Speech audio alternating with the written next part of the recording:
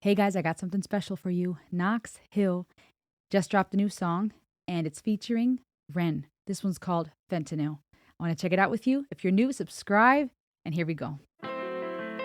Conscious rap was vibing, but they said it wasn't selling. So instead of tribe, the question was for highs. I guess I get it. But we sold our De La Souls and reassigned the proper metrics. Violent rap survived and Darwinized the prophet zealots. Survival of the fittest. Trade your bars for gems and you'll be shining. That's the realest. In this climate of addiction style, Big Pharma is the realest. Now as long as pills are filling, you ain't really gotta feel the sound.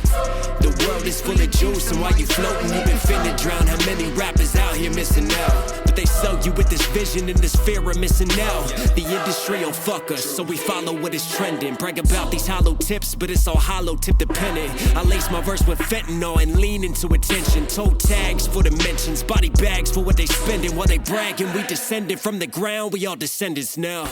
Sinners don't sleep in this broken town, trading their souls for some golden brown. Feel the release, come back down. But when I'm coming up, killers on the city streets bagging it up. Crooks and addicts with habits get rushed. We living in vain just to end it all, and I spend it all on the Fentanyl. My cousin was a pitcher on that curve. He got that scholarship on campus. He's the man, throwing heat as he was hot as shit. But then he hurt his arm. Senior year's time to prove it. Started taking painkillers so we could play and keep it moving. Okay, I gotta stop. I'm sorry, I'm stopping mid Knox bars. Listen, I feel personally, and I've only listened to Knox just so much, certain songs. I feel like he gets better and better. His cadence flow, his bars, in my opinion, I feel like he's just refining his skill, and I love seeing that. He's a great rapper. He's got amazing flow. I love how melodic some of his rapping is. That's just a personal preference that I often prefer when it comes to rap. Did you just hear what he did on that word curve? There's a million little things, and I feel like I'm missing a ton. I'm going to have to pause every 5 seconds just to be like, oh, snap, and look at that, and look at that double entendre. There's a lot of little word plays happening here, but it's even tiny details like the way he just, what is the word? Bop, bop, bop, slid in to that note when he said curve, right? There's tiny details like that are brilliant to me. Curve, right? A curve, even with the emphasis and the way that you vocalize a certain note, one single note on one single or two single syllables to now emphasize what you're doing. It's phenomenal. There's so many, that makes music to me multi-layered. You're not just rapping about something. Your lyrics are profound. There's a message behind it. There's a point. It's not just empty and perverse and meaningless, but also you are bringing in literary art and you are demonstrating it through the music and you're demonstrating it through the way that you're singing it. Powerful and brilliant. The message here is already really powerful. I want to go back to after the chorus when he starts rapping his second verse. My cousin was a pitcher on that curve. He got that scholarship on campus. He's the man, throwing heat as he was hot as shit. But then he hurt his arm. Senior year's time to prove it. Started taking painkillers so we could play and keep it moving. Scouts watching, couldn't lose him, so he took more and he kept using. Before he knew it, he's abusing fastballs and two seams. Too clean, but now he's losing weight. Drug test he failed, so they kicked him off the team. He tried to kick the habit, but he's mad that he had lost his dreams. He's sad, but he got off the lane. But all it takes is one reminder. In his mind, he couldn't help it. He was trying to finally settle. Midnight, he went outside. He was fighting with his devils. One hit, he told himself, it'll help me through this hell. I know I'm sick and I need help, but one hit, man, what the hell? So he lit it, then he took it to the face. But as the story goes, you know that fentanyl is lace. Sinners don't sleep in this broken town, trading their souls for some golden brown. Feel the release, come back down. But when I'm coming up, killers on the city streets bagging it up. Crooks and addicts with habits get rushed. We living in vain just to end it all, and I spend it all on the Took my heart, you took my fucking life. Took my pride, you took my mind. Took who I am and turned to vice. Took my fam, I burned the price. And now I stand on murder time. And all my plans have turned to ice. I burn in fire, build this pyre higher. I'm wired in this dopamine, get higher. Still a broken fiend, supplier of the hopeless dreams. When it's all smoke, the only rope's the one that chokes. Will they remember me? Take all my memories and light them on this fire. Fire for the crooked dealer, he who packaged hate. Fire for that gritty villain, he who had it laced. Fire for my future, that look on my father's face. My mother's still in tears, my cousin, he's too far away. When they told me to get help, and yes, I tried again. But in the end, we're all just veins. And in the end, it came to veins. And in the end, I died in vain. And in the end, I tried to fuck it.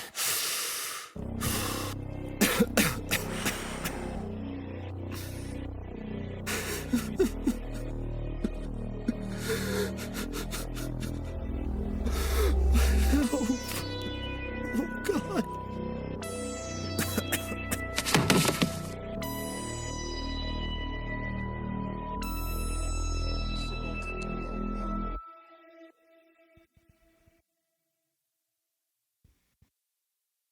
500,000 deaths in the U.S. from 99 to 2001. In 2023, fentanyl took 74,702 alone. Man, thanks, Knox, for putting this message in the end. I'm so proud of him. Man, if I had a mic that I can drop, I'll just drop it. So I'll drop my heart thing instead. That was a mic drop song right there. That was a mic drop song on so many levels. Okay, listen. It's awesome that Ren was featured on this, and I'm so happy because I feel a couple of things. First of all, these two guys complement each other well. Amazing artists, both of them, vibing great. We love seeing them working together. This is fun, right? It's almost like you're seeing your brothers work together or best friends and whatnot, okay? Cheering them on. You guys know this, all Knox and Ren fans. Also, Ren is an amazing artist. He brings a lot of dynamics to this, right? Another flair, another flavor through his singing, through the melodic, is the connotations the right word? That were present in that chorus that were really catchy, added a lot of beautiful color to this art. But, and oh yeah, the second thing, brain fart. Also, I feel like it helps additional exposure, which I'm happy about. But I want to emphasize here, Knox killed this thing. Okay. I mean, Ren, it was an amazing feature and I'm so happy. And I love his humility, even as he's sharing this, saying it was an honor to be part of this. That's why we love Ren, right? Down to earth, solid guy, amazing artist. And it's fun to see him feature on different stuff. But Knox killed it with the bars of this track. Guys, from the cadence flow, the way that he would talk about sad and mad, it's impressive to me. Rap is an art. I know nowadays there's a lot of people, even from past generations, that want to dismiss everything that's new. And there's stuff out there, don't get me wrong, that is not comparable or even can hold a candle to the bands of old, Led Zeppelin, Rush, right? Artists where it took them years to perfect their skills. And there was so many elements to their work, and it was actual musicians. Okay, nowadays I understand why people are haters about the whole 3 chords and a beat thing, but I do believe firmly, I do hereby believe that rap is art, especially the good kind. Okay, I'm not talking about the ibbity bibbity bop. I'm talking about actual literary art, where you have modern day Shakespeare's who are wordsmithing things, who are bringing you double entendres, alliterations, metaphors, analogies, synonyms, and they're saying something of actual substance and doing it on a dope beat that has people, that's catchy.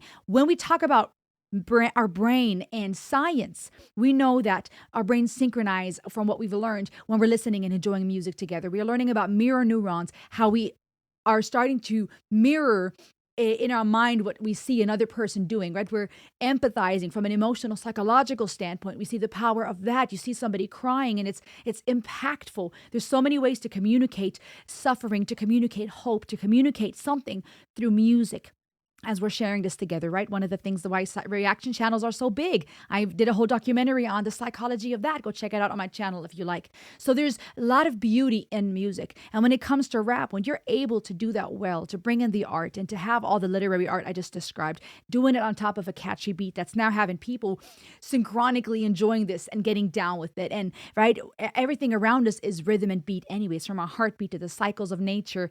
And now you have that represented in music through percussion instruments, and you got strings and you got keys and you got guitars and you have various instruments that are bringing in crescendo and that are bringing in the staccato and they're bringing in drama that now directly reflects to what we're singing about or what we're seeing in this music video. And it's powerful to me. It's beautiful. It's artistic. And Knox really took it home. He really killed this thing with the cadence flow, with the way he put different emphasis on various syllables, on words that rhymed, where he he created a lot of what is the word? He painted a lot of color here. He painted with color while also addressing something that is highly important. Fentanyl is taking so many lives. It is a huge crisis, and it is something that's on people's minds because, as even Knox was talking about here with his cousin, it's costing people their family members and friends, and we're constantly hearing these stories of a person ODing. I also like that he didn't just talk about this from the standpoint of creating a picture that it's just a bunch of junkies that are looking for a big fix. He even addressed the epidemic. Would you call it a pandemic, an epidemic, with painkillers? This is beyond just some junkie in the alley doing drugs, and then they work their way up to fentanyl because they're looking for a higher and a bigger hit. And now the OD because it was laced. This was really painting the picture of what a lot of people's reality is, which is things happening to them that are out of their control, an injury, some type of event. Now they need pain meds to deal with that surgery, to deal with the suffering. They become addicted, and now they lose their job or they lose their career because they fail a drug test or they're not able to function. They need more to have the same effect. And now they're addicted. And now they come across the wrong thing, and it's laced and it causes yet another death. And this is something that needs to be addressed. I am furious lately about more and more how I'm hearing all the crap that is put in our foods. And then you see these ads that talk about, oh, just put this in your face and take this cream so you can be younger. No, honestly, a lot of it would be healthy nutrition and diet and fitness that would keep us looking young and fresh. But instead, we're sold this lie that we should eat whatever, do whatever, consumeristic. You just take whatever you want.